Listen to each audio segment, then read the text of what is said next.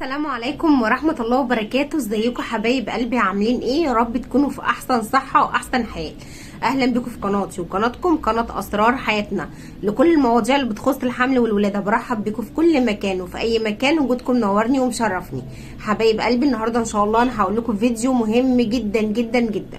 الفيديو ده مهم جدا لكل واحدة اتأخرت في الحمل. الوصفة دي جابت نتائج رهيبة جدا جدا جدا في تأخر الحمل. ان شاء الله باذن ربنا لو عملتيها هتجيب معاكي نتيجه بسرعه، وهي من افضل الوصفات اللي انا بنصح بيها لو انت عندك تاخر في الحمل بسبب ضعف التبويض او تكيسات على المبيض او نقص هرمون البروجسترون، او عندك لا قدر الله ضعف في مخزون المبيض. الوصفه دي بتجيب نتائج هايله جدا، وهي من افضل الوصفات اللي ممكن تستخدميها لحدوث الحمل السريع. هنبدا كده ونقول بسم الله الرحمن الرحيم. اللهم صل وسلم وزد وبارك على سيدنا محمد وعلى اله وصحبه وسلم، اشرف الانبياء وخاتم المرسلين، عليه افضل الصلاه واتم التسليم يا رب العالمين. الوصفه دي هي بتتعمل ازاي وعباره عن ايه ومفعولها ازاي عشان يحصل معايا حمل؟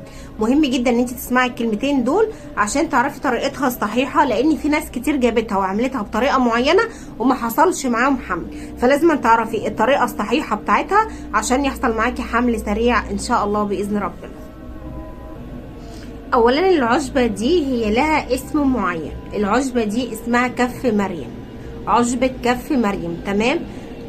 في طرق كتير ليها، يعني انت ممكن تعمليها بكذا طريقه، وكل حد بيقول طريقه غير التاني، لكن اكتر طريقه ناس جربتها عندي هنا في القناه وبره القناه وجابت معاهم نتيجه كويسه جدا الطريقه اللي انا هقولها لكم دلوقتي. جابت معاهم نتائج هايله جدا جدا جدا في حدوث الحمل. تمام؟ عشبه كف مريم اللي هي بتبقى شبه الكف اهي، ده شكلها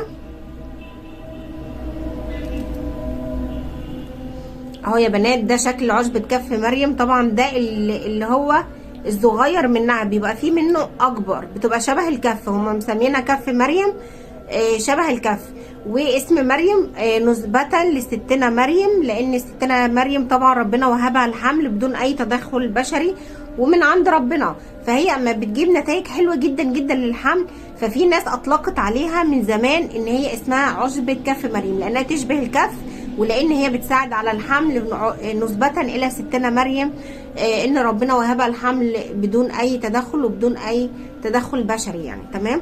طيب العشبة دي اسمها كف مريم. انا ببدأ ان انا مثلا اشتري منها من عند العطار، بتتباع عند اي عطار. فانت هتجيبيها من عند اي عطار. تمام؟ بيبيع اعشاب، وعطار كده تكوني عارفاه وعارفه ان هو بيبيع اعشاب مضمونه وكويسه، وهتجيبي منه عشبه كف مريم. تمام؟ طيب هنعملها ازاي؟ اولا هو في طرق كتير ليها، وفي ناس بتعملها بطرق معينه، بس انا هقولك الطريقه اللي هي بتجيب فعلا نتائج كويسه جدا.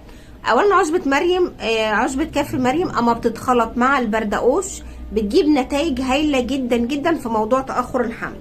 فانا بفضل ان انت اما تجيبيها تخلطيها مع البردقوش عشان تديكي نتائج كويسه جدا جدا بالنسبه لموضوع تاخر الحمل عندك. طبعا بتجيبي العشبه، بتبداي ان انت زي ما هي ما تطحنيهاش ولا اي حاجه، وتجيبي معاها البردقوش في اي بلد عربيه اسمه تقريبا المردقوش. تمام؟ يعني بدل الب ميم. بتجيبيه من عند العطار وبتجيبي معاه العشبه دي، وبتبداي ان انت تجيبي ميه. بتجيبي لتر ميه، تاخدي 3 وحدات من دول على لتر ميه، او وحدتين تكفي عادي، وبتغلي الميه دي على النار. في اخر غلوه من الميه بتحطي الاتنين دول في اللتر ميه، وتحطي معلقه كبيره من البردقوش في اللتر ميه. تمام؟ طيب بعد ما تحطي المعلقه من البردقوش وتحطي الاتنين من كف مريم، هتبداي ان انت تطفي النار وهتسيبيها 24 ساعة. ما تسيبهاش اقل من ما تسيبهاش اكتر من 24 ساعة. يعني انا عايزة ان هي المية اللي هي الحارة او المية المغلية تشرب كويس جدا جدا من العشبة، فتخرج كل المواد اللي فيها، فتقدري ان انت تستفيدي بالمواد اللي هي موجودة في العشبة دي، اللي هي خرجت من العشبة في المية السخنة او المية الحارة. تمام؟ مع معلقه اللي هي الكف مريم، مع معلقه البردقوش، معلقه كبيره زي معلقه الاكل كده من البردقوش مع العشبه دي. وبعد كده بتبداي تخرجي العشبه دي من الميه بعد 24 ساعه، تسيبيها منقوعه وتكوني مغطياها. طبعا احنا بنغطيها عشان الزيوت الطياره اللي فيها ما تطلعش. بعد كده بتبداي ان انت تصفيها، وبتاخدي 3 كوبايات على مدار اليوم.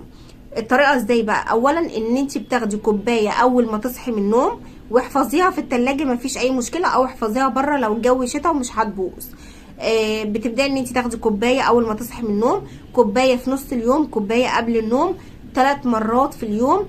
بتاخديها لمده لا تقل عن اسبوع او 10 ايام. يعني ما ينفعش ان انا نوقفها قبل الاسبوع عشان تستفيدي منها وعشان تجيب معاكي نتائج كويسه.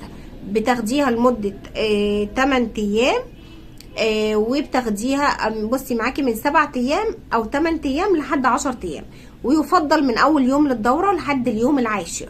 انا بفضل ان انت تاخديها كده. تمام.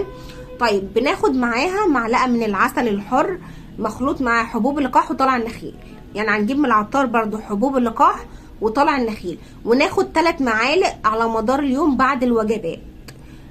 هنجيب حبوب اللقاح ونطحنها، ونجيب طلع النخيل مطحون ونحطه مع العسل ومعاهم معلقه قرفه وندوبهم كويس. ولو عايزه تزودي حبه البركه مفيش مشكله، وتاخدي مع المشروب ده ال3 معالق من العسل بالخلطه اللي انا قلتلك عليها. هيسرع اكتر من نتائج، وهيجيب معاكي نتائج كويسه جدا جدا جدا. والوصفه دي مجربه يا بنات، يعني دي مش وصفه انا بقولها وبس، لا دي وصفه مجربه وبتجيب نتائج هايله جدا، وبالفعل جابت نتائج كويسه جدا مع ناس كتير انا اعرفها.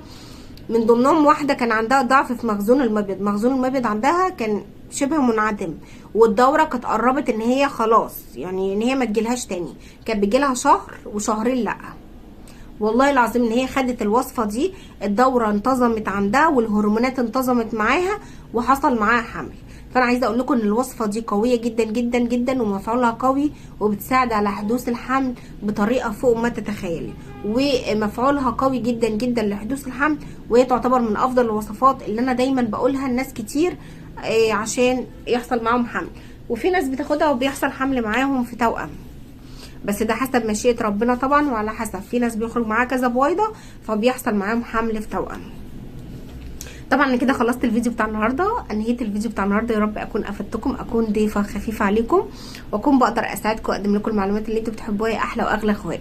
ما تنسونيش من صلاح دعائكم، لايك شير اشتراك في القناه مع تفعيل الجرس. اترككم في رعايه الله واترككم في حفظ الله، دمتم بالف صحه سالمين عافيين يا رب العالمين، الى ان نلتقي في فيديو جديد قادم باذن رب العالمين. وطبعا لو اي حد عنده سؤال او عنده اي حاجه وحابب ان هو يسالني فيها يكتب لي تحت في الكومنتات وانا هرد عليه ان شاء الله. اسيبكم في رعايه الله، ويا رب كده اشوفكم على خير ويرزقكم جميعا. وامان عليكم اي واحده ربنا يكرمها بالحمل تكتب في التعليقات عشان بتدي امل لغيرها، ويا رب يفرحكم جميعا ويرزقكم الذريه الصالحه عاجلا وليس اجلا يا رب العالمين. والسلام عليكم ورحمه الله.